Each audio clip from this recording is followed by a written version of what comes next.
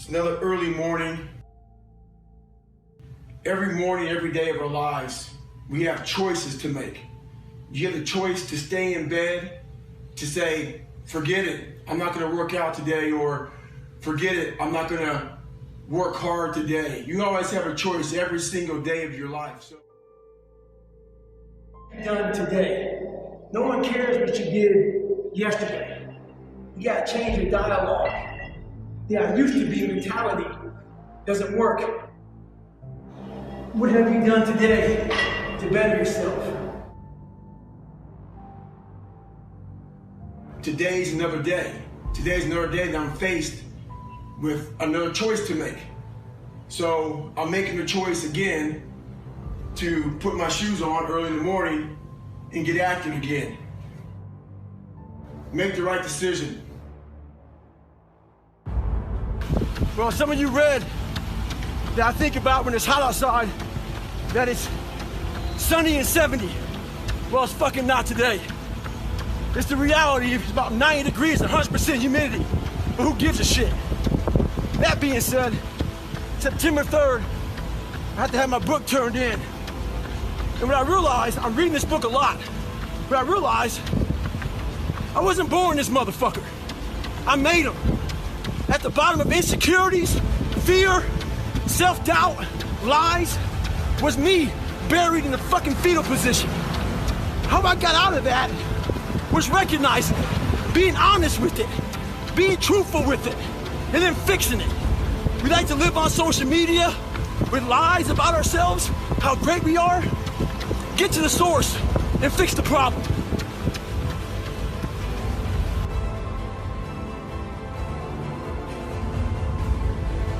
I'm a big believer in doing something that sucks every single day of your life. I believe it's a key component into strengthening your mind. Every day you're trying to find more of what you're capable of. And that's the big question.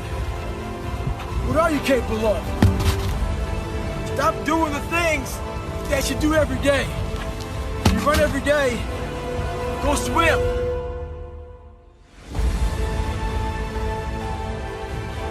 Flipping a towel, one tire for a mile. It'll definitely build something. So, I'm all about callousing the mind. Do something that sucks.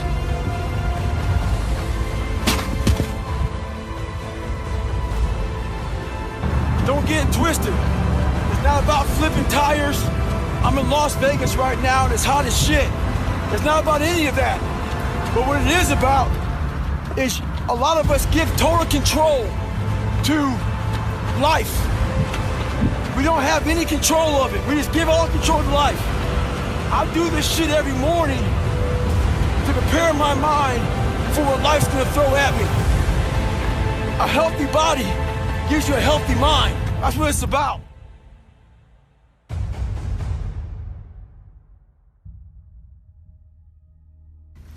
So I just got back from a long run, and what I realized for myself and for a lot of people is that life is one big tug of war between mediocrity and trying to find your best self.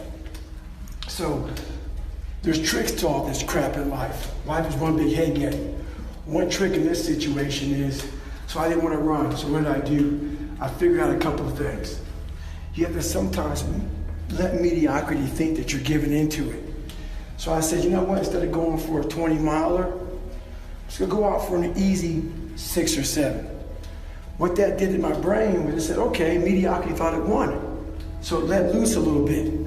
It let go of that, oh, this is gonna suck. This is gonna be okay, it's not too bad. The second you get to mile 2, guess what happens? Greatness pulls mediocrity in the fucking mud. Get out there and get after it. You want to go in about the right mindset, the right gear. In combat, you wear body armor. But what we do wrong is we don't strengthen our minds. You gotta strengthen your mind, take control of that. So then when you get out in the real world and they fuck you up, you got protection. So I'm about 15 miles from home, and I often talk about taking souls. This morning, This person, I usually train alone. This person wanted to run with me. And I said, fine, we'll run 15. This morning comes, there's storms coming in this way, and the person calls and said, hey, why don't we do it tomorrow? Taking souls is when I told the motherfucker, I'm gonna run 15 today, and I'll run with you again tomorrow. That's what taking souls is about. Don't worry about the elements and what's going on. You gotta get out there and get it. He wasn't the only one that thought about taking the day off, because the storm is coming in right now, and there's not a soul out here but me.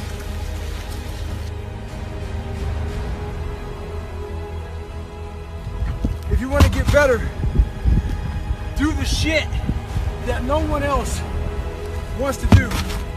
Do the shit that no one else is even thinking about doing. At the end of the day, hard work may not be enough. You still may fail. Just stay at it and go at it.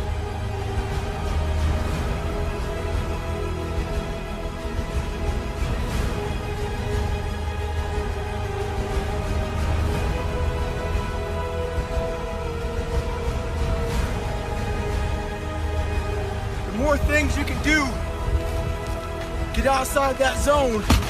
That zone is that zone that makes you feel good. The stronger your mind's gonna get. It starts getting used to doing shit like this. It's not fun. My mind's used to it. I run past a cemetery a lot at home. And when I run past a cemetery, it saddens me because there's a lot of people there, not because they're dead, because a lot of untapped potential. A lot of us die never tapping into our full potential. And I often look at wash rags when I'm wringing them out to hang them up as my soul. And I won't be satisfied until every drop of that wash rag, which is my soul, is completely wrung out. So in my life, I won't be satisfied until everything I have in me is completely out of me. And that's when I'll be satisfied. I'm not the best at anything. I'm not gifted. I'm just driven. I'm a guy that came from nothing. Anybody's capable of doing shit like this. Anybody. And I sat in that tub. She put the water on me. She called my mom up. And my mom was dating a doctor at the time. The doctor said, you need to get him to a hospital now. She came back in. All I wanted to do was call Chris Costner on the phone, the race director of Badwater, and say I can did it. So she said, I'm taking you to the doctor. I said, no, let me sit here and enjoy this pain. She said, what are you talking about? I said, you know, I need to go to the doctor. I realized that. But I never thought it was humanly possible to do what I did. I went 70 miles. And at 70 miles, I was dead. I was at 100%. What I thought was 100%. I went 31 more miles after being in the worst physical shape I've ever been in my life.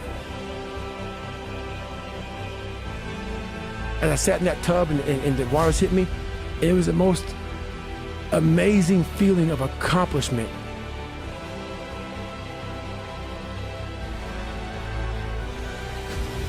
I did this. And as crazy as it sounds, it was the most amazing moment of my entire life.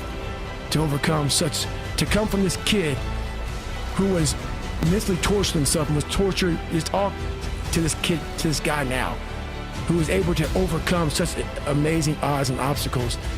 And I called Chris Costner, the race director of Badwater, and he said, the idea of a 24-hour race is to run 24 hours.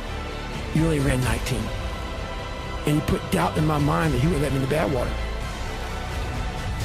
2 weeks later, roughly, December 5th, was this marathon that we all signed up for. I couldn't walk.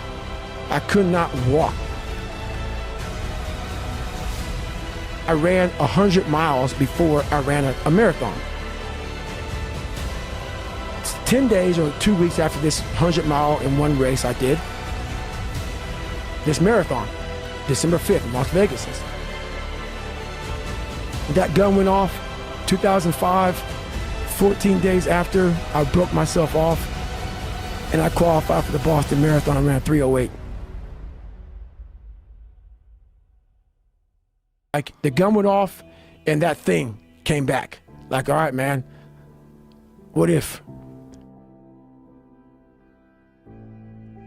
And then I went to the Hurt 100, race in Hawaii, 26,000 feet of climbing over 100 miles. Probably one of the top 5 hardest 100-mile races in the world. Out there and got through the race. Did it in 33 hours, was the 9th place finisher, and I qualified for Badwater and got in. I went on to lose weight and train hard, and I got 5th my first year and went back my second year and got 3rd. I'm trying to find more of myself. And the only way I can find more is to silence the world out as much as I can, because it's getting busier every day. It's getting faster. I put my phone away and I go dark. I go dark a lot, and it's because I have to find out. I'm on a journey of life, and we all have a different journey. I like to take this 4-lane highway, the easy highway. We all love that 4-lane highway. We always step over the shovel. That shovel, I made my own path. But going through this path of life, this journey over here that you make yourself, that's incredibly difficult, and we're afraid. It's easier to accept the fact that I'm just not good enough. You have to go into those dark chambers that we often shut off, and you got to open them up. There's not some easy, lit up, street-like path with nice, smooth roads. That's right. Fail, and you're going to be in your head. You're going to be saying, I'm not good enough. And it's how you get through that. It's how you get through that on a daily basis, when that thing is saying, man, I'm 43, I've done so much. You start to become civilized. The refrigerator gets full. You start making money, and you start, I'm not getting cold anymore. I'm retired. At 40, people shouldn't be playing basketball or football. Or at 43, I'm still putting in 100-mile weeks, still doing thousands of pull-ups, thousands of push-ups, because I'm not allowing myself to become civilized. The worst thing that can happen to a man is become civilized. You want to be uncommon amongst uncommon people, period. You start putting yourself in situations that suck, you'll find yourself. I'm big on being with yourself. I want to be forever proud of who I was as a man and change who I used to be. The liar, the insecure guy, the guy who can, whatever. I want to be proud. If I die now, if I die at 80, if I die at 90, 100, I want to look at myself and say, I'm proud of myself. I believe in patience. I'm a patient dude. I can watch a piece of grass grow for 20 years because I know that it's just how you get somewhere in life. By being that monk-like mentality, being able to watch something grow very calmly, patiently. I can't go any faster. We do that to our brain. We put a governor on our brain. The second we feel pain, discomfort, suffering, all those words that we hate to say because we're in this happy, peaceful world we live in now, we stop. We slow down. And if you can get through these different barriers and gain 5%, 2%, 3%, that 40% becomes 60. That 60% becomes 70, 80, and 90. And then you'll hopefully one day near 100. That dreamer mentality just would always fuel me. It would just fuel me, man, what if I can be a SEAL, man? Now I run 205 miles. What if I can go? What if I can go? And what if, how would that feel? You have to go into those dark chambers that we often shut off, and you got to open them up. I was, like I said, 297. I was about 32% body fat. And my idea was to run 4 miles for my first run. I ran a quarter mile and walked home. I walked home and sat on my couch and cried. I sat down and I gave up. You start out on the first day, and then do you start running again the second day? Yeah, the second day I went right back after it again. But I started realizing I can't run that far. Right. So what I did was I became damn near a professional cyclist with the miles I put on the bike. I go to the gym, and I developed this crazy workout where I was doing volume, like 200-300 reps. And I spent hours in the pool, hours in the pool. I had to live in the water. The bike got easier. I was able to run more. I went from like 1 mile. 1 mile was a great accomplishment. 2 miles, and then from 2 to 3 was a big one. Then I went from 3 to 6. I failed, I'll go back to scratch. But I started realizing this is part of the process. This is part of the journey. I'm just not good enough. I'm gonna make myself good enough. When we have bad times in life, even the hardest person in the world, we forget how badass we are during that hard time.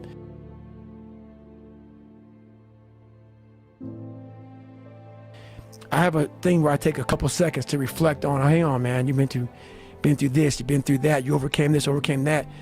I don't ever close my mind to the fact that this can be done.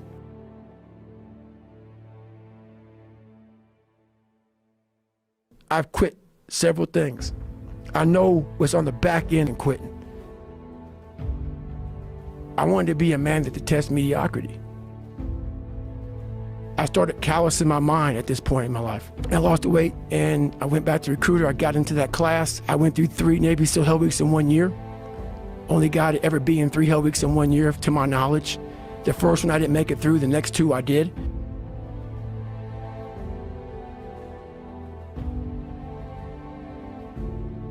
And I started opening different doors that I didn't think were even there, that I didn't think even existed. And the more doors I opened up, the more I started realizing that my potential is damn near endless. I wanted to feel something besides defeat. I wanted to just go the distance. And that going the distance pushed me to a point of where now I go way past. I didn't have a motherfucker come wake me up at 3 o'clock in the fucking morning and say, hey, you gotta get your shit in. I had no trainer. I didn't have a nutritionist. It was the self-discipline that I had to survive, to not survive, I was weak, to thrive. No one said, hey man, you're 297 pounds, man. I wanna help you out. I had to overcome, and it self-disciplines everything. And if you don't have it, I don't look at you right, because I know you're capable of more. It's not discipline so much for me. It's all on you. It's all on you. The self part is what's big. We count on people too much to get us through shit. And we look to our right, we look to our left, we're looking for help. And if you can build that self, you can build that total accountability in oneself.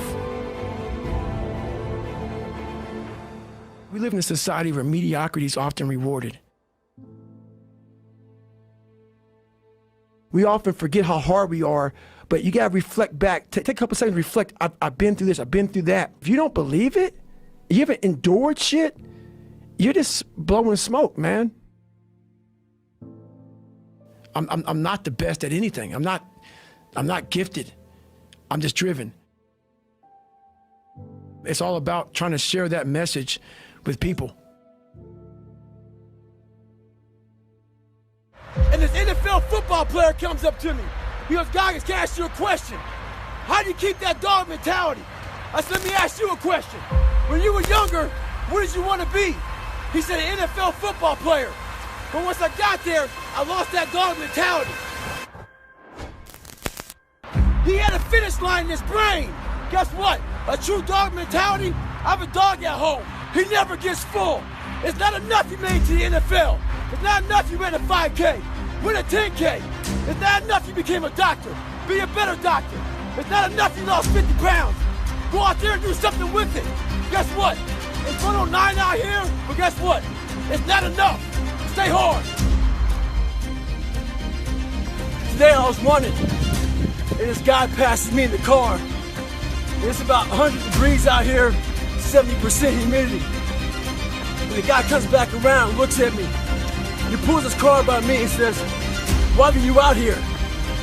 I said, because you're not.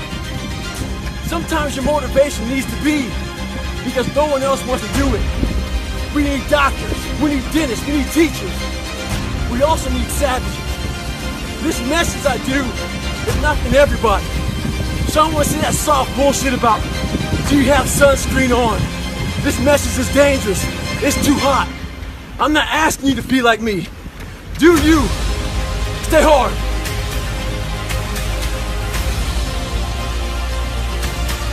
your mind's getting softer. We do that shit with everything in life. A lot of you are trying to find inspiration and motivation with a depressed mindset. You don't find inspiration by not living in the grip of life. You need to live in the grip of life to find inspiration. Put challenges in front of yourself. When you put a challenge in front of yourself and you attack it, that's when you find inspiration. Repetition every day. Stay hard.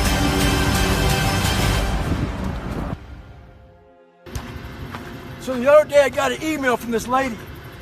She said she truly enjoyed my book, but as she read it, she thought I was just crazy. So after she read it, she put the book down and started living her normal life. Just going back paying bills, going back to work, complaining about shit. A few days later, she has time to think about the book, and it scared her. She thought, well, maybe this guy isn't crazy. And that's what scared her the most. Maybe he's here trying to show us human potential, what we're all capable of doing. A lot of people like to put titles on other people who are doing extraordinary things. It makes them feel better about themselves. Gives them a get out of jail free card. I'm not crazy, I'm just not like you. In sports, there's a thing out there called load management. A lot of us like to load manage our lives. When you do that, you're gonna find yourself right at normal. Get off that, stay hard. With success in life comes more haters. Don't make them hurt your feelings. Use them for fuel. Use them for energy. In times of need, put them on mental Rolodex in your mind. And when you don't want to do shit, roll through your brain. Pull up that person who said you couldn't do something. Weren't fast enough, good enough, smart enough. Use them for energy. Instead of killing them with kindness, torture them with success. In life, we have to continue pushing past the odds. Use everything this world has to give you for fuel. Stay hard. And anybody, not just Navy SEALs, but anybody that can accomplish anything that is hard, the only separator is that they really want to be there. There's some people that get inspired, and that inspiration moves them to try to do something. But the inspiration is very high right now in this nice environment. We're in a nice environment. I watched a movie about some badasses, you're inspired. But the second you're not in this environment and you're actually doing what inspired you, that suck factor is now real. You're now there. And only those people who have been there a million times in their minds and have lived in that water and have suffered a million times and realize my legs may break, my knee may break, my bones will hurt. I will be the coldest I've been in my life. I will be miserable. And accept that. When you get in a horrible situation in life, your mind immediately says, everybody's does, even if you want to be there. But it starts to have all these different questions in your mind in that 1 second. And it says, okay, why are you here? Why you do this? Why this? Why that? And then you start to say to yourself, if you don't want to be there that bad, I have a beautiful life. I'm not going to break my body up to do this. Your mind starts to say, yeah, this is stupid. But if you are already knowing that this is going to happen to you, you have all the answers to these questions that your mind starts to give you when you're in suffer mode. Try to be 10% better than you were last week. So if you're running 30 miles a week, run 33. If you're swimming 500 meters, swim 550.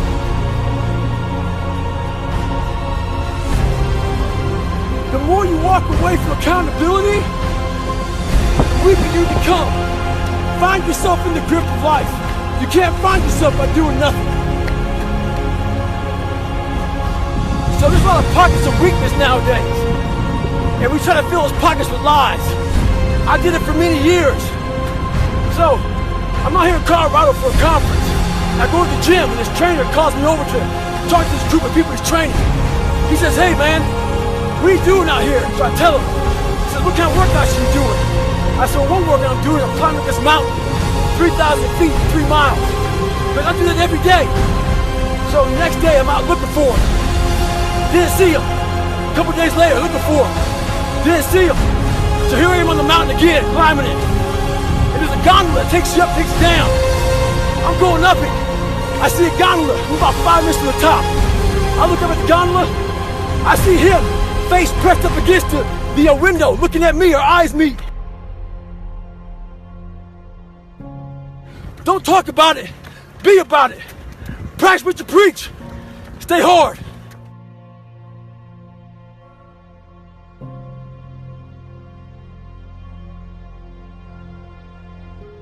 I like suffering in the way that is competitive. Yep. That brings out the absolute best in me and in everybody else. I want to see what you're made of. I want to see, like, almost like the Colosseum in Rome. You can't do it by writing a paper. And what I found out, and the only message I want to get across to people is, once you change one thing, your mindset, you can attack everything. People know, how do you keep grinding every day? You have to make those insecurities, those fears. Like when I was 300 pounds, I didn't have any drive. I was an insecure, lying kid, afraid. I had to look at my insecurities and in my fear and find drive in that. We're all looking for passion. Passion's all around you. All the energy and fuel you need is right in yourself. It's all there. You got a lot of stuff to do to overcome. And, you know, that's where I found it.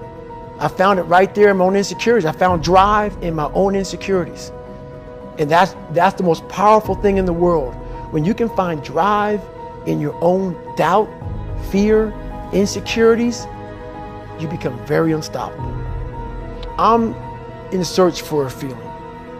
I'm not in search for a trophy. I'm not in search for love. I'm not in search for more followers on Instagram or social media. When I started this journey years ago, and I realized that I'm going to be somebody, and I'm searching for a feeling of true victory for myself, and only myself. The second I shut out the whole world and realized that one thing, that I am in this world alone. I'm fighting this race by myself, weakest person on the planet Earth. My goal in life was to, in my mind, believe I'm the hardest man alive. And that's why the whole thing is can't hurt me. That's what it's about. It's about whatever you think you are, you have to make that dream a reality. But that's where the hard part is. There's a lot of successful people in this world who still feel empty inside. And they wonder why they still feel empty. So they try to make another million, 2 million, 3 million. Let's buy a new car, a new house, a new boat. Let's buy more of everything. At the end of the day, they still feel real empty inside. For me, I wasn't even successful, I just felt empty.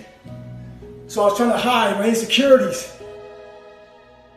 You have to be there but not there at the graduation. Okay. You gotta be there in the worst In the parts suffering. that you know over and over again. You gotta live that in your mind. Dressing it up. Same thing with life. If you don't get inside your soul, inside your heart, and fix it, be willing to go to war with yourself. Stay hard. A lot of you are trying to find inspiration and motivation with a depressed mindset. You're depressed because you're not doing shit with yourself. You don't find inspiration by not living in the grip of life. You need to live in the grip of life to find inspiration. Put challenges in front of yourself.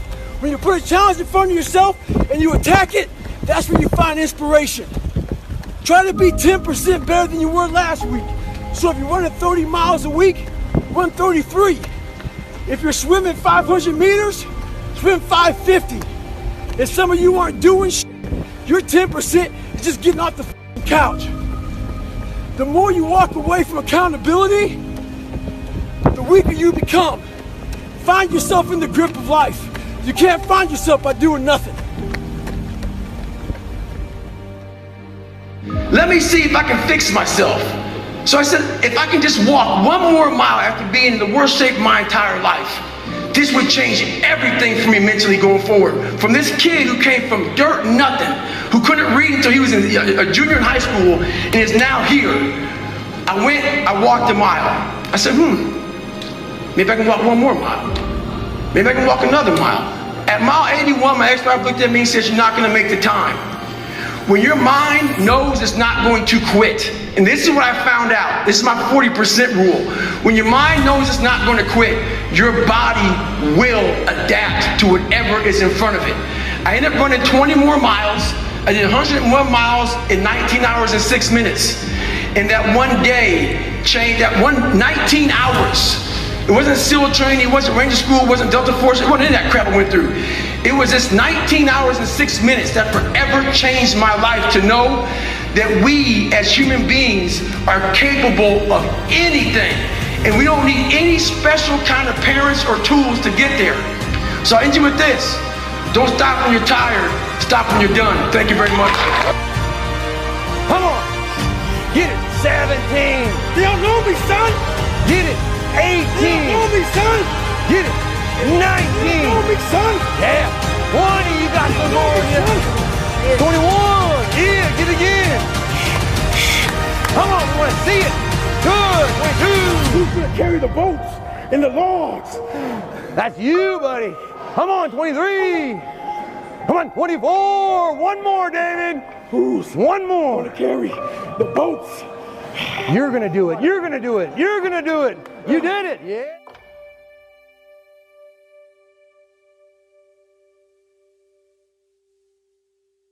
One thing that changed my life is my grandfather. He told me, you're going nowhere in your life, not being anything. As bad as that hurt me, it got me to pull my head out of my ass.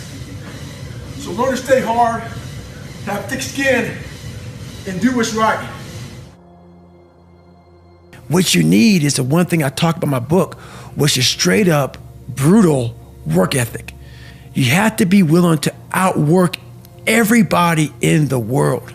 And that's the hard part.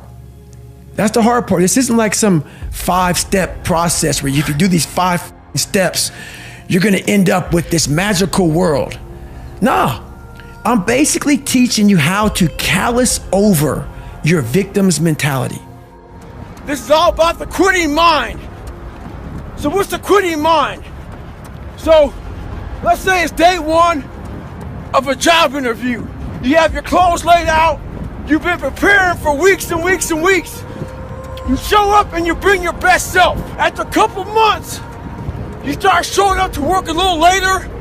You don't look as good. Your breakfast isn't ready. Your mind's getting softer. Repetition every day. Stay hard. Most important conversation is the one you have with yourself. You wake up with it, you walk around with it, you go to bed with it. Eventually, you act on it. We live in a world now that's so kind. We find the kind way around everything. Like, if you don't look good, I have to find a kind way of saying, I don't like your shirt. Right. That's not the approach. If that's the approach you're looking for, that book is not for you. Can't hurt me is not for you. The approach you have to take, at least I took, you take whatever approach you want. The conversation had to be a real, honest conversation. In the accountability mirror, guess what? I was fat. Don't find a kind word to say that, you know what, I've gained some weight. No, you're fat. When I couldn't read, not like, hey, you know, you have a learning disability. No, I cannot read. I have a 4th grade reading level, I'm struggling, and sometimes I call myself stupid. Not in a way to put myself down. Sometimes you act on it good, sometimes bad. You gotta change the internal dialogue. That person in your head that's talking that to you, until you change the internal dialogue in your head, until you callous over the victim's mentality that the world is out to get you because of you are the only, you gotta change that. I once had that mentality that no one understands what the I'm going through. And if you keep that mentality, you're gonna stay in the same exact spot that you're in, that no one understands me. There's millions of people. Why do you think a book that I self-published, is doing so well? With a story that's so f***ed up. People like, I'll never forget when I went to a publishing house, like, who's gonna resonate with this story? No one's gonna buy this book. I'm like, are you not in the world? Are you not in society? You're never alone.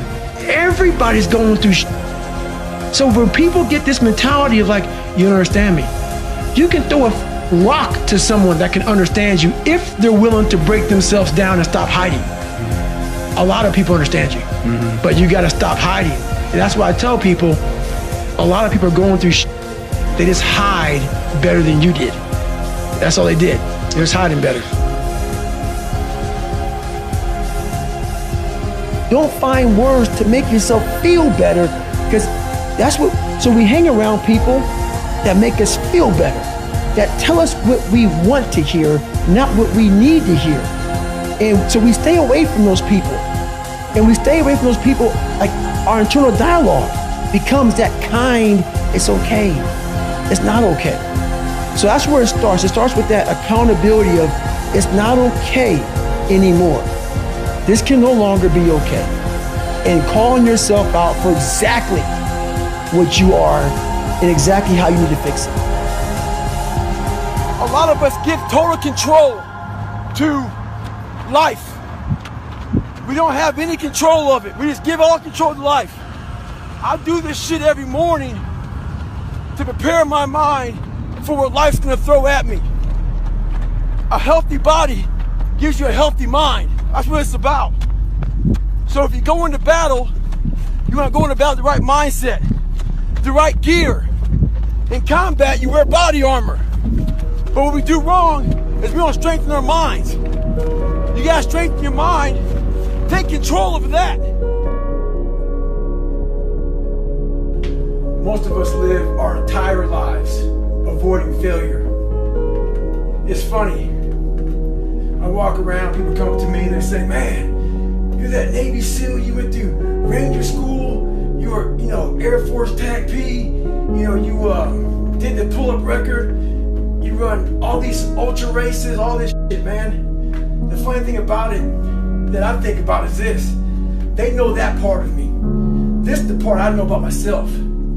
I failed the ASVAB test to get in the military 3 times. In the Air Force, failed at pararescue. In the SEALs, it took me 3 times to get through Navy SEAL training. The pull-up record took me 3 times. This is what I know about me. So what I'm saying is this. You can't live your life being afraid to fail. All those failures made me the success in the day. Stay hard, stay in the fight. As you know, I'm a serious introvert and very afraid of people. I got judged so much growing up that this is uncomfortable for me. All these podcasts, that's why I post once a week. But the one thing I realized why I wrote the book is, honestly, I have a story to tell, as we all have a story to tell. And what I realized on my journey was a lot of us don't believe that we can achieve the impossible. And along my journey, I started realizing, man, I gotta tell some people about this shit, man.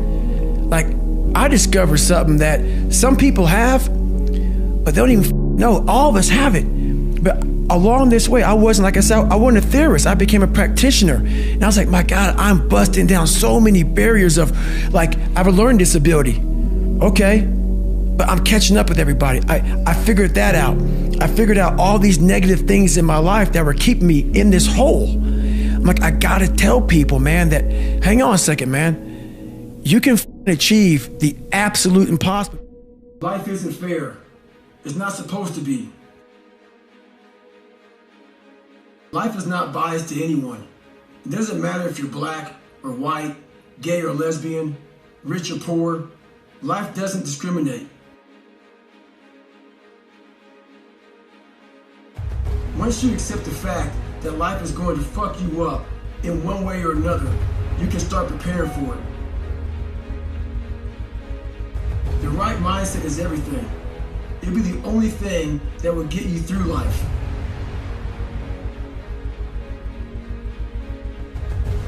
Having a can't hurt me mentality will always keep you in the fight.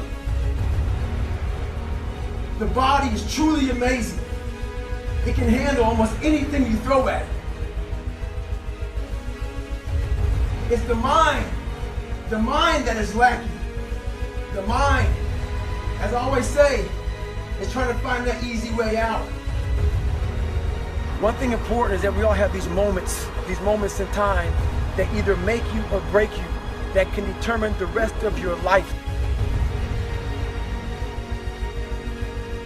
The rest of your life can be determined by one simple decision. A lot of us give total control to life. We don't have any control of it. We just give all control to life. I do this shit every morning to prepare my mind for what life's gonna throw at me. A healthy body gives you a healthy mind. That's what it's about. So if you go into battle, you're not going about the right mindset, the right gear. In combat, you wear body armor. But what we do wrong is we don't strengthen our minds. You gotta strengthen your mind, take control of that. So then when you get out in the real world, they fuck you up, you got protection. I like to take these very quick fixes in life. We want the 6-minute abs approach to life. Yeah. No, man. There's no permanent in that. Yeah. There's no permanent in that, man. There's no scarring. There must be scarring. Make a decision. The decision I make was to get up and keep on going. That one moment changed the rest of my life. The mind's a medieval motherfucker. It's constantly fighting against you. It's the only thing in the history of the fucking world that shows up on time every time. It has a tactical advantage over you. It knows your fears, it knows your insecurities, it knows everything about you. It might be the only thing in that world that knows all about you.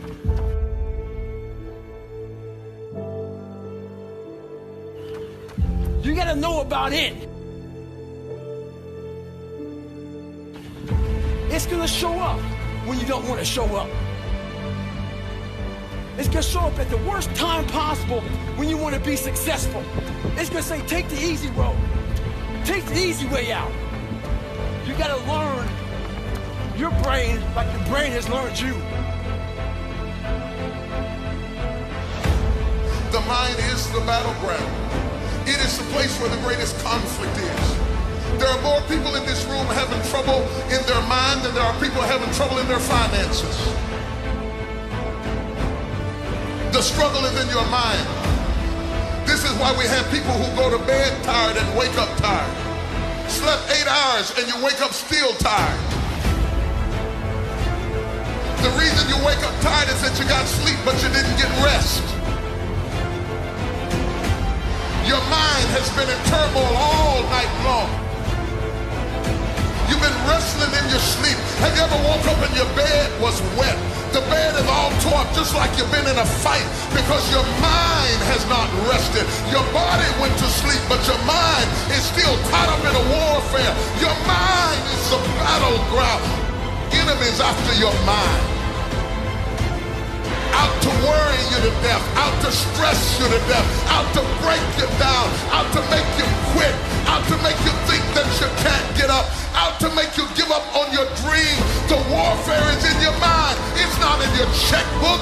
It's not in your savings account.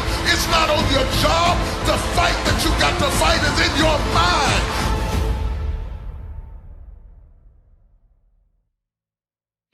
And if you whip it in your head, you can whip it in your checkbook. You can whip it on your job. You can whip it out of your children, but you got to drive it out of your head.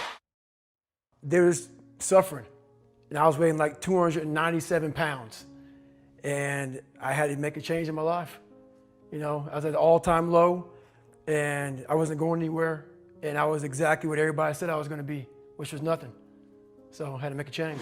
That kid who was in the fetal position, I can't even explain. It's the moments of 3 hell weeks in that room by myself, studying for hours and hours. It's just those moments that was like, boom, like the real raw moments of life. I gotta grind myself into a fucking fine powder. Like I worked myself so hard that I turned a person this fucked up to this motherfucker right here. It's 44 degrees and it's nice and rainy outside. But no one cares about that. I believe that most human beings are only living at about 40% of their capability.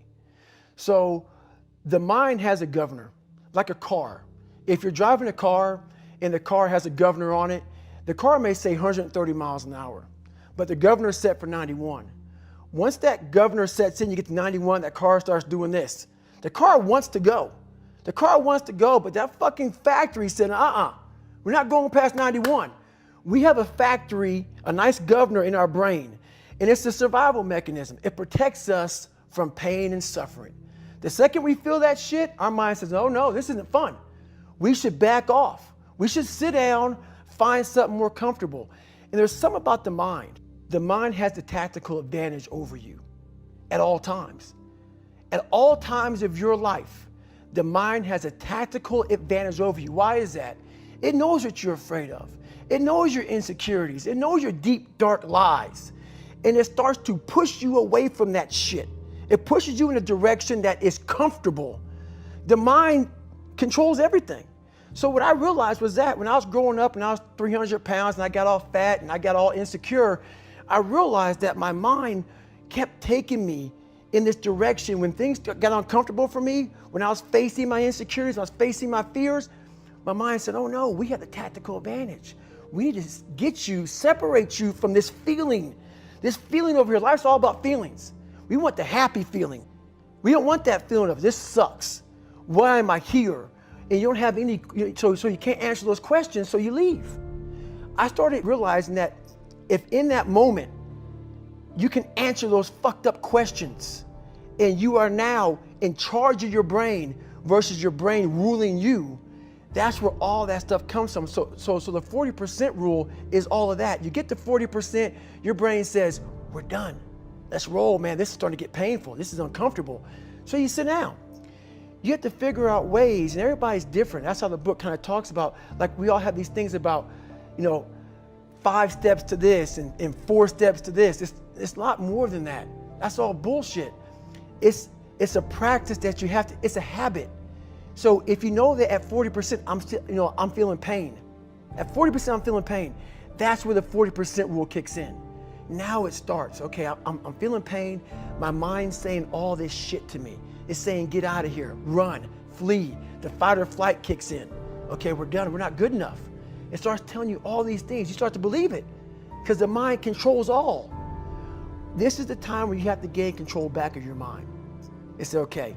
Let me see if I can go 45%. And once you start giving yourself more and more hope and start realizing, okay, the mind starts to be, okay, what are you doing? We're supposed to be going right and you're going left. You start then controlling your mind. Start finding more in yourself. And then it goes from 40% to a lot further than that. But that's the start of it though. Get to the spot where your mind is saying stop. Whatever that is, you gotta get there first. And then that's when that shit starts to work for you. You gotta control yourself in that moment. A lot of people can live with themselves. That's the first thing. A lot of people can live with themselves, look in the mirror and say, I'm okay with being afraid. I'm okay with going on this easy highway over here. The easy highway has all these fucking signs and shit, directions, how to get somewhere. And you have to first be uncomfortable with how you feel about yourself. With that voice that a lot of us like to run away from, we all have it. We all have that voice that's saying, hey man, you're kind of wimping out right now. You're kind of being a little punk right now. But a lot of us say, okay, that's okay. It's okay to tell these little white lies to ourselves. So we first have to face the real you. The real me is David Goggins. The real me is the guy looking at you right now saying, I don't want to fucking be on this show right now because I used to stutter as a kid. And I'm afraid of that. I'm afraid that here in a second, I'm going to start fucking stammering and stuttering and the whole world's going to know that I have all these issues. But that's when I see right now, okay, Goggins, you got to go on this fucking show. That's Goggins.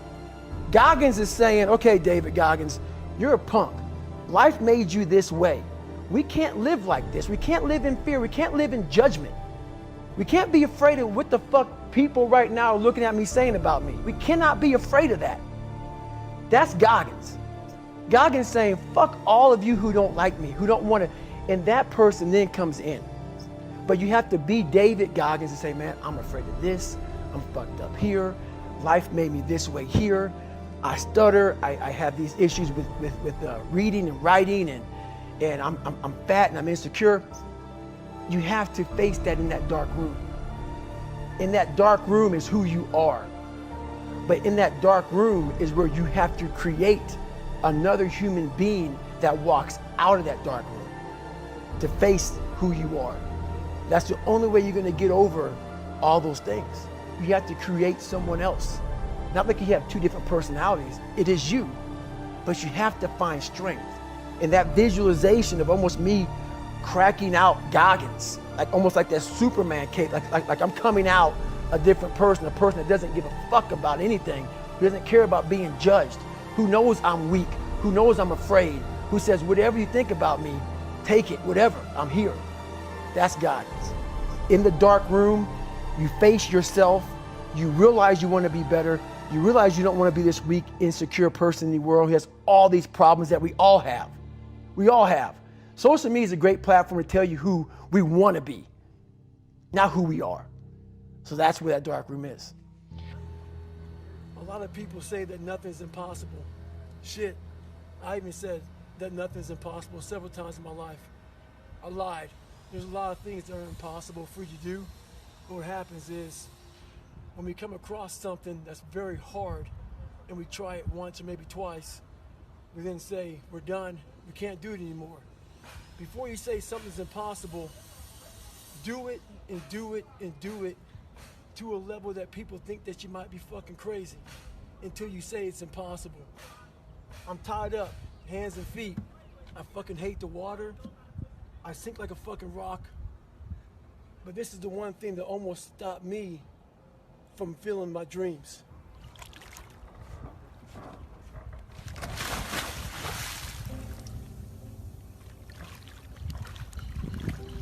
So in my book, I talk about it a lot. It was my junior year in high school, and I fell back a lot. I fell back in this fucking hole of life. The second you think that you've overcome it and you climbed Everest, you're on that last hold, and life will say, not today, motherfucker. And it'll push you down. And my junior year in high school, I missed a whole bunch of school, was lying to my mom, had like a 1 point something GPA. I was just jacked up. I mean, I was in one of the worst spots in my life. And my mom was going through a lot of shit too. And she didn't have time to sit back and baby me. And it was me against me. My pants were down to my knees. I was not, whatever was going on, I was in a bad shape. So I went to the bathroom and I had this weird haircut because I wanted attention. I was an attention getter. I went to an all-white school pretty much. Some of the kids liked me, a lot of them didn't like me, whatever. Didn't fucking matter. I was looking for something. So I would dress differently, crazy haircuts, and I went to the mirror and the reflection in it revealed a lot of bad things. A lot of things that I was hiding behind the saggy pants. And I'm looking at myself in the mirror going like, God, dog, dude, you are something else, man. Like you have created a character. I want to be the cool guy table. And whatever I could do to get attention, I did. And it wasn't me. It wasn't who I was inside, but I was scared for anybody to know who I was inside. So in that accountability mirror, I call it, I got real with myself.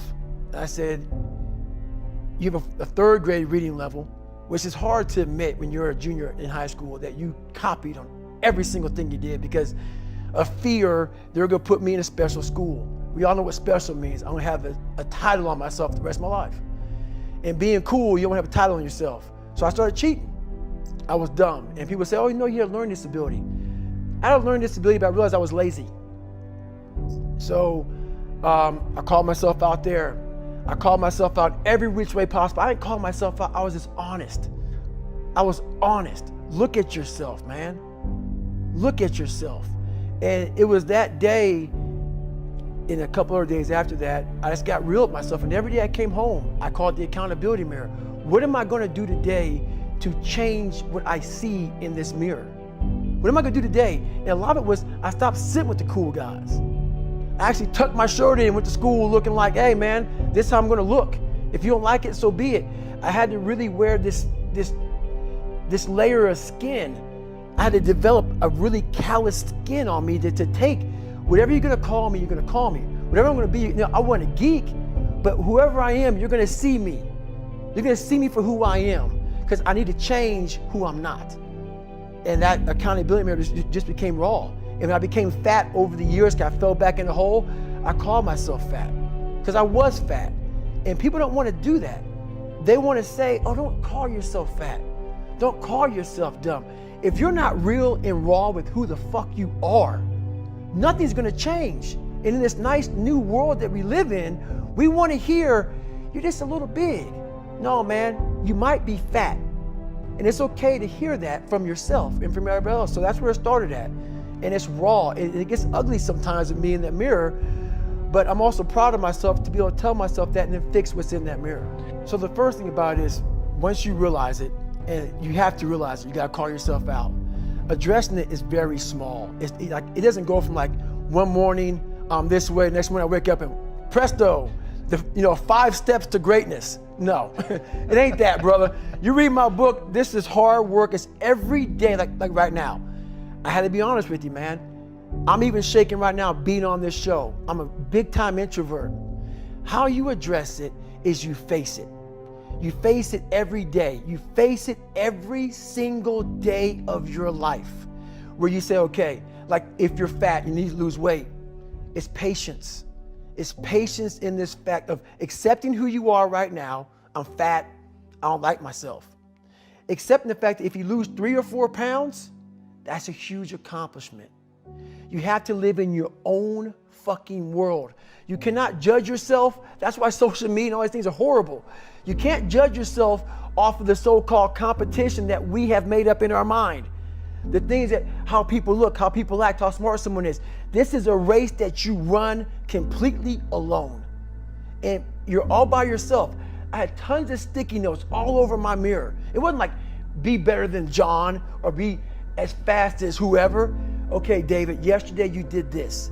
Today, our next goal for the week is this. So I had a year goal, weekly goals, daily goals, hourly goals, and the big goal was I lied a lot growing up. I wanted to be accepted. One goal was, let's go one day without lying. Let's go one day, and then when I would lie to somebody, I would say, hey man, now I had to go back now and apologize, say, hey man, I lied to you. You know how hard it is to go back to somebody and say, I lied to you? Hey man, you know what? Back there, I lied to you, dude. I was really jacked up. So I figured out these ways of total accountability. Like right now, I had to run this morning before I talked to you, because why? That's what I'm about. I'm about mind, body, fitness. A lot of folks talk so much shit about, hey, I'm gonna change your life. I'm gonna do this, I'm gonna do that. Are you accountable for what you're doing? Are you accountable, and I mean to the T, for what you're saying? I am. And that's where it started. It started with that total accountability of, let's not lie today. Let's tell people the truth about who you are. And when you can get on and tell someone, like I'm doing right now, exactly how fucked up you are, that's the goal in life. To put your life on a billboard, on the busiest road, in the busiest highway in the world, and say, this is how fucked up I used to be. Take it or leave it. When you really sit back at your life and you are in that dark room, and you're looking at where you started from, and you tell yourself, God, dog, man, my mom is this way, my soon-to-be stepdad got murdered, my dad beat the shit out of me, I can't read and write to save my fucking soul, I've lied about it to everybody, I've cheated on all these tests. My God, man. And then you put a goal in your mind. How are you gonna feel, man, when you accomplish this goal, coming from that shit? Coming from the fucking hell you came from. A lot of people start from a good starting point. They have a good foundation. What if you can surpass all of these motherfuckers? What if everybody who was fucking way up here started up here, and you started with no legs. You had to grow fucking legs to even start walking, and then crawling, and then running, and then you start passing people with all this given to them.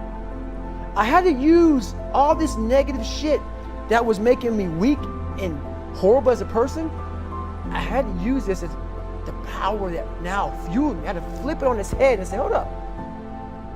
This might be exactly what I need. The darkness is exactly what I need. It's how you look at your situation. And I was looking at it all fucked up. There's a lot of power in that list. So in that list of who you are, what makes you fucked up, all these other things, it goes back to, once again, accepting. You have to first accept it before you can fix it. A lot of people walk around, oh man, I'm good. I'm good. No, you're not. You have to accept what you're not. You have to, and people don't want to do that. And that's the only way you can fix it. You have to accept it first before you can go on the journey. A lot of folks never even start the journey, man. They never start the journey because they live in this fake life that who they want to be, they act like they are, but they're not because they haven't fixed all this stuff yet. You got to fix this first before we can start our journey in life. So that's why I have them make this list. You fix these problems, now your journey can begin because you no longer care about how people are judging you. When you care more about how someone's judging you, you're going to stay right there. There's no forward momentum. So that's the whole thing about that list. It's not about the rain. It's what the rain represents. Life is always giving you a test, trying to give you a way out, trying to give you an excuse not to show up. This is my excuse today. But guess what? You gotta have the mentality to show up every fucking day of your life, no matter what life throws at you. It's our responsibility to show up to the Coliseum of life, prepared for fucking battle. I don't care what you're going through, what life's throwing at you. It's your responsibility to find your new 100%. Take it upon yourself to do that. Stay hard. You're not the smartest person in school. I had that issue. So my big thing was how I addressed that problem was I had to sit down. Each thing that is wrong with you has to be a focal point.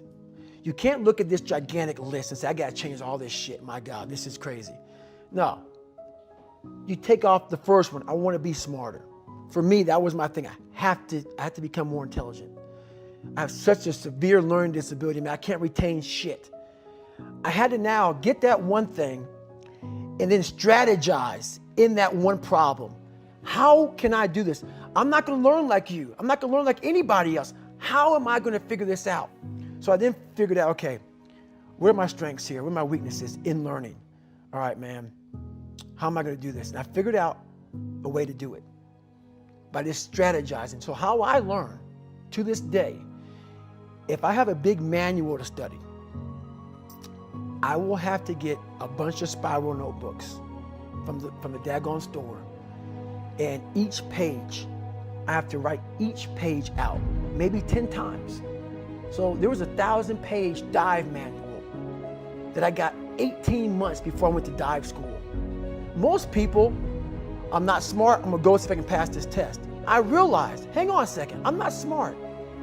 How can I get past this? How can I get through this obstacle? I need to acquire this book 18 months in advance because it could take me 18 months to write down each page over and over again to then put it to memory. So when the question came up, I had written that question so many times down on paper that I can recall, okay, page 71 was where I remember seeing this, and I can recall it that way. And that's how I did it. So you gotta strategize on each problem you have in life. Slowly break down that problem. Don't think about all the problems you have, just one at a time. And before you know it, you fix all these problems, but you cannot focus on all of them. Just on the one thing at a time. There's a concept in your book that permeates the whole book and I think really is one of the most important things for people to understand in their own life, certainly to understand you, and it's the notion of detesting mediocrity. Mm-hmm. Talk to me about that. How did you instill it in your life? How can other people instill it in theirs?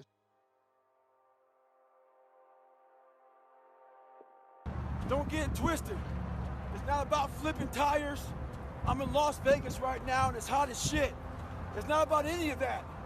But what it is about is a lot of us give total control to life. We don't have any control of it. We just give all control to life. I do this shit every morning to prepare my mind for what life's gonna throw at me. A healthy body gives you a healthy mind. That's what it's about. So if you go into battle, you wanna go into battle with the right mindset, the right gear. In combat, you wear body armor. But what we do wrong is we don't strengthen our minds.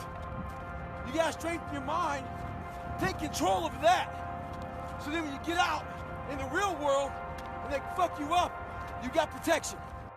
One of the biggest things in the world, a lot of us, mediocrity is everywhere right now.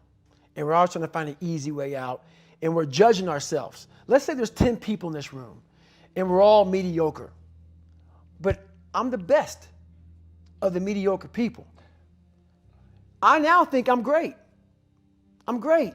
We surround ourselves around people that make us feel great. They tell us what we want to hear. The second we put ourselves amongst the uncommon people, we don't like that feeling, that challenging feeling of that person who's waking up at 3:30 in the morning and say, hey, put your shit on, we're going for a run. We don't like that challenge. We like that person who says, hey, you know what, man, I don't feel good today, man. And they say, oh, it's okay, brother. We'll take a day off, man. We'll get a pizza and shit, watch the game. We like that. We love that feeling. Why? Because you understand, man, we're good, bro. We don't want that motherfuckers like this. Hey, man, no, bro. Get your fucking shit on, man. Stop being a punk. We don't want that in our lives. We don't want that person who's constantly challenging our weaknesses. We want that person who's constantly, making us feel nice and good and secure in ours. That's the mediocrity of life. We want to be the best amongst the average people. People wonder, how do you stay hungry all the time? Because after I accomplish something, I don't sit back like a lot of guys who graduate buds, graduate this, graduate that. They get comfortable. They wonder why I'm getting weak, man. I don't know, I lost my edge. What's going on? Because once you hit the top of the fucking mountain, guess what happened? I'm good. I'm good, so you wonder why you're falling down now. Because once you reach the top of the mountain, you got to build a fucking another one. That's mediocrity. There's a lot of people in mediocrity who have a nice resume, but they're one-timers, man. They hit a one-time deal, they busted it open, got a lot of money, but they're good. You're mediocre now, man. What are you fucking doing today, tomorrow, the next fucking day? That's why I don't listen to theorists. I don't listen to all that bullshit. I listen to a motherfucker who's like this, man. What's wrong, man? I'm fucking tired, dude. Why are you tired? Because tomorrow, I gotta do the fucking shit again, man. Whatever the shit is that made me fucking nauseous and sick to my stomach, it made me hurt, there's no ending. And that's the person I listen to. That's the person who's gained knowledge. You gain knowledge through suffering. And on the other end of suffering is a world that very few have ever seen. It's a beautiful world because that's where you find yourself. You don't find yourself in over here. You find yourself on the other end. Like the 100-mile race I was on, I ran it for 24 hours. I found myself on the other end of that fucking race. That 19 hours, I found, wow, there's a whole nother fucking world out here that I've never even saw. But the world's in your mind.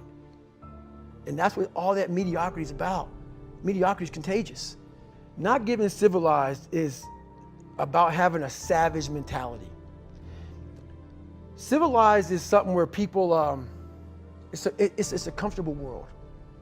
A lot of us say, like for instance, I see these athletes right now who retire, I'm 38, I'm 39, I did 20 years at the top of my game, and I'm chilling out now. You see them a year later and how they look. What the hell just happened to you, dude? What the hell? You're one of the greatest athletes of all time. Kids looked up to you. Women, men of all ages looked up to you. And they hit the pinnacle where it's time to retire, and their mind says, whew, I'm civilized. The worst thing that could ever happen to any human being is they become civilized.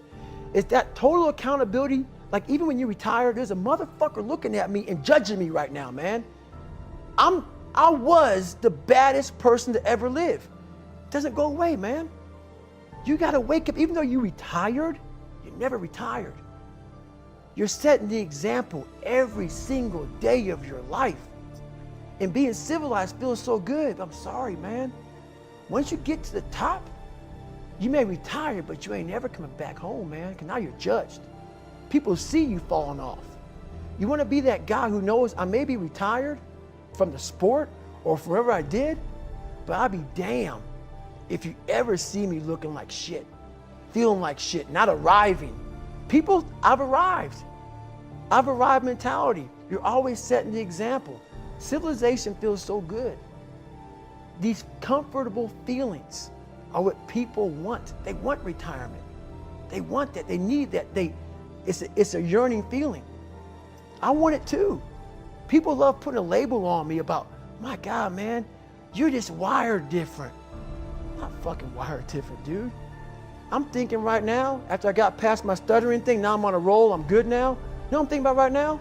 I gotta fucking wake up tomorrow and do the same shit again. I gotta leave this fucking interview and go stretch out for 2.5 hours. I hate that shit. But guess what it does though? I'm constantly callousing over my victim's mentality that I once had growing up. Every day you have to do this shit. Because why? When you stop doing it, you don't just maintain it. If you stop shooting a gun, you're not gonna be a great shot if you pick a gun up a year from now. The only way to keep from getting rusty is to constantly oil that motherfucking machine. The machine is this. You gotta keep challenging it every day.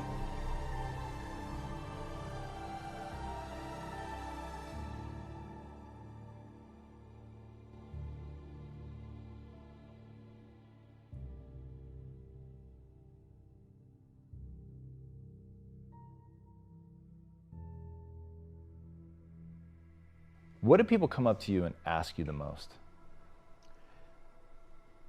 How do I do it? How am I able to do what I do on a daily basis? You know, how do I fight the demons? Because they hear me speak and I'm very raw and real. How do you fight my insecurities? All these things. And they're there every day. They're there every day. Like you said, I'm in search for a feeling. I'm not in search for a trophy. I'm not in search for love. I'm not in search for more followers on Instagram or social media. When I started this journey years ago, and I realized that I'm going to be somebody, and I'm searching for a feeling of true victory for myself, and only myself. The second I shut out the whole world and realized that one thing, that I am in this world alone. I'm fighting in this race by myself. Yeah, I'm all about people, I'm all about team, I'm all about that shit. But I'm really all about right now and in my life, just like you said, no one knows the real truth about me, how hard I really go. I don't care if anybody knows. I don't want anybody to know. I'm an introvert. I live an introverted life. And I love that about me. That right there is my fuel, is I know that there's really no one out there grinding like me. And if they are, so be it. If I know about you, I'll make sure that I up my game. That's what the mentality is all about. My whole thing is a mentality thing. Like I told you the last time I was on the show, I viewed myself as the weakest person on the planet Earth. My goal in life was to, in my mind, believe I'm the hardest man alive. And that's why the whole thing is can't hurt me. That's what it's about. It's about whatever you think you are, you have to make that dream a reality. But that's where the hard part is making that dream reality. That's where the hard work comes. That's where people know, how do you keep grinding every day? You have to make those insecurities, those fears. Like when I was 300 pounds, I didn't have any drive. I'm gonna go be a Navy SEAL. What kind of stupid shit is that, 300 pounds? There wasn't like a drive to go be a Navy SEAL. I was an insecure, lying kid, afraid. I had to look at my insecurities and in my fear and find drive in that. We're all looking for passion. Passion's all around you. You have a whole fucking stack of it all around you. It's your insecurities, all that shit. You gotta dive deep in that shit. It's all in there. All the energy and fuel you need is right in yourself. It's all there. You got a lot of stuff to do to overcome. And you know, that's where I found it. I found it right there in my own insecurities. I found drive in my own insecurities. And that's the most powerful thing in the world. When you can find drive in your own doubt, fear, insecurities, you become very unstoppable.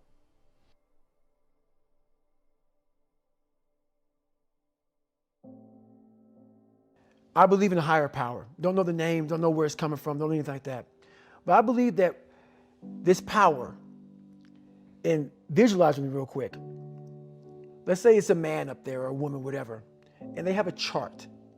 And when you're born, they say David Goggins, born February 17, 1975 at 6 a.m.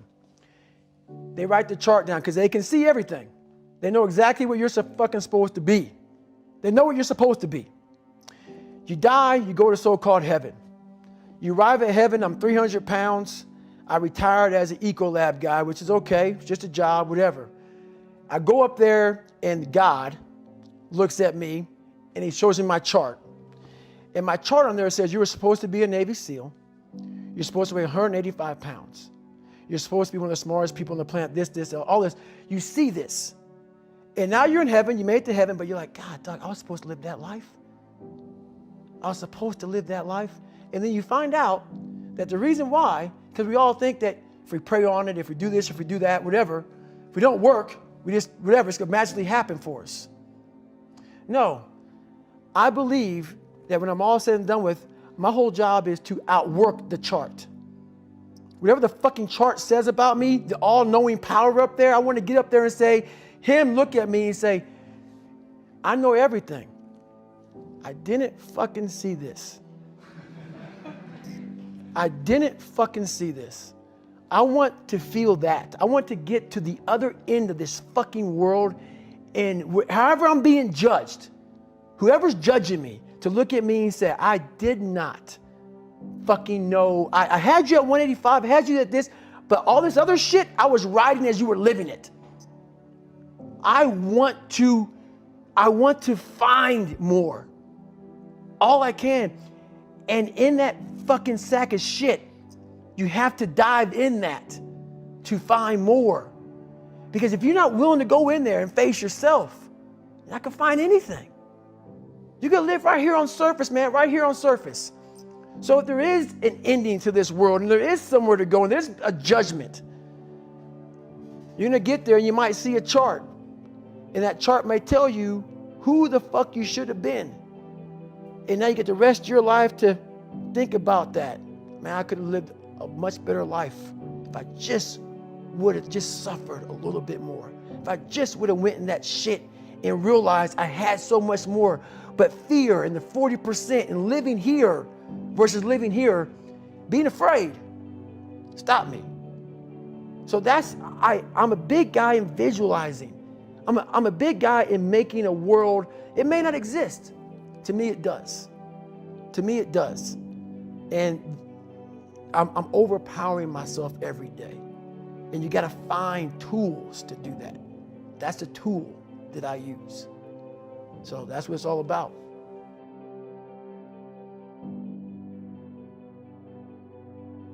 Your biggest enemy, the most important conversation you will ever have in your fucking life is the one you have with yourself. You wake up with it, you walk around with it, you go to bed with it. Eventually, you're going to act on it, whether you're good or bad. You have to. That's why the whole thing about this book I have, it's about you. It is about you. It's strictly about you finding who you are. So many people die, live 100 years, never fucking know who they are. Never know who they are. You have to look in that mirror and know there's so much more in here, man. Because I can literally right now be a 300-pound guy spraying for cockroaches still to this day. If I did not look in that mirror and say, there has to be more to this. This can't be it. And then willing to go into it, dive deep into it, and give all I have to find it. So that's what all that's about.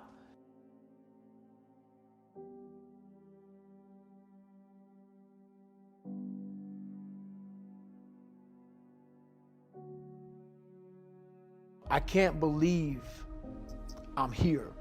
That kid who was in the fetal position the majority of his life. And so much the fact that my body and my hip flexors are tight to this day, that even though I was standing erect, my mind was in the fetal position.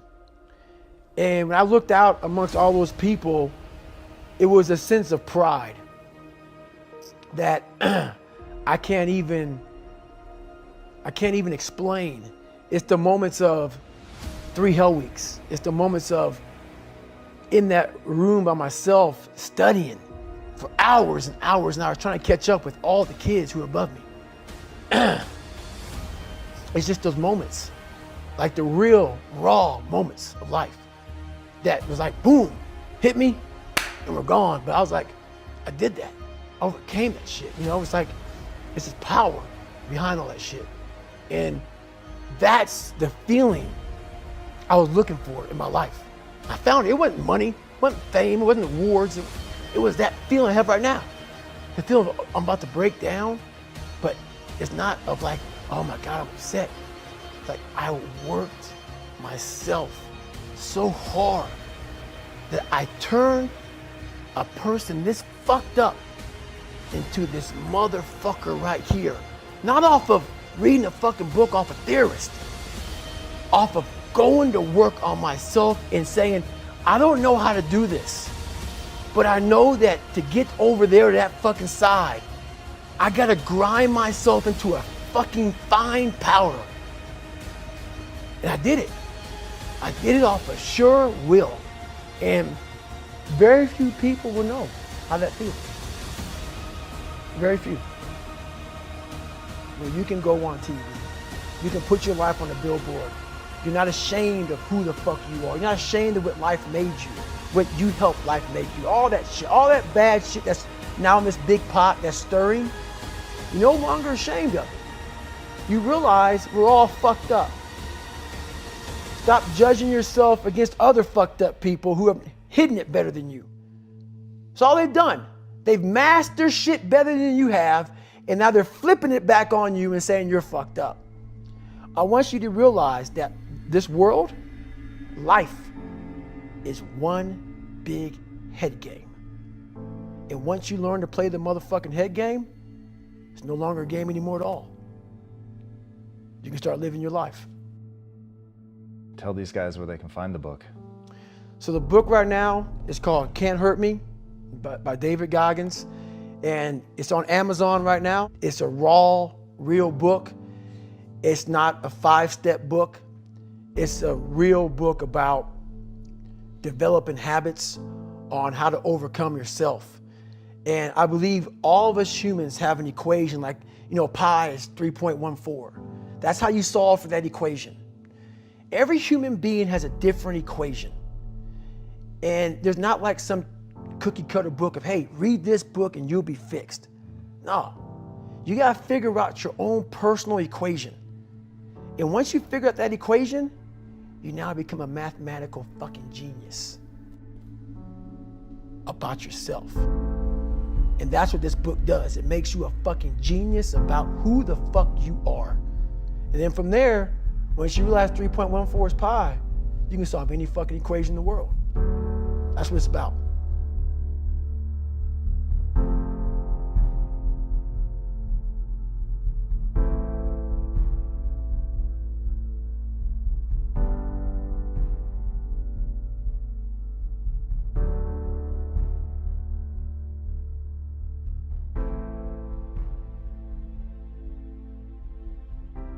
Very humbled to be up here talking to you all today. For a living, I'm a motivational speaker, and I speak to thousands of professional athletes, from the biggest names to the smallest names. And when I saw Doc walk in here with the Congressional Medal of Honor, this is the first time in my life I got nervous to speak in front of a crowd. That's how much I respect this man up here. I was reading about this man back in the day, so I'd like to thank the VFW very much for giving me this award. It means more to me than anything I've ever received in my entire life. I'd like to thank my grandfather, Sergeant Jack Gardner, who is now deceased. This would be the happiest day of his entire life. I'd like to thank my mom up here, who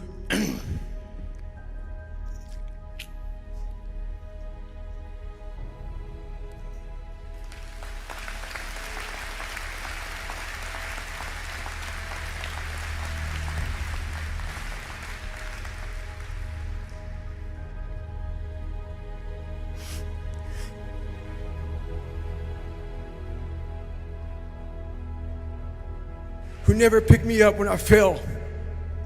She taught me how to get up when I was knocked down.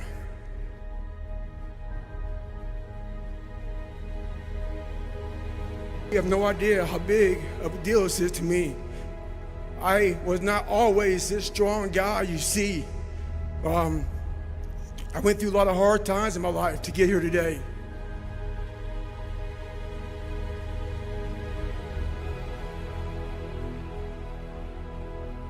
I tried once to get in the Air Force to be an Air Force pararescueman, and I quit for fear of the water. I was 175 pounds. I left the Air Force 4 years later at 300 pounds. I went from 175 to 300 pounds. All I wanted to be was an uncommon man. And my whole life, I was not that. Much worse than that. I read stories about men like you, Doc, who had the courage to jump on grenades and stuff like that. And I watched a show on Discovery Channel of guys carrying boats and logs, Navy SEAL training. And I decided to make a change in my life. And I called the recruiter up. I was 6'1" and 300 pounds. He laughed at me. 7 other recruiters laughed at me.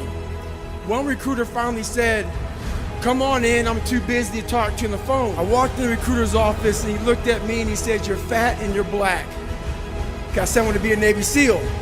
I didn't know there'd only been 35 African American Navy SEALs at that time in over 70 years. He said I basically had to lose 106 pounds in less than 3 months because of my age. I was getting too old. I came back 3 months later, 106 pounds lighter.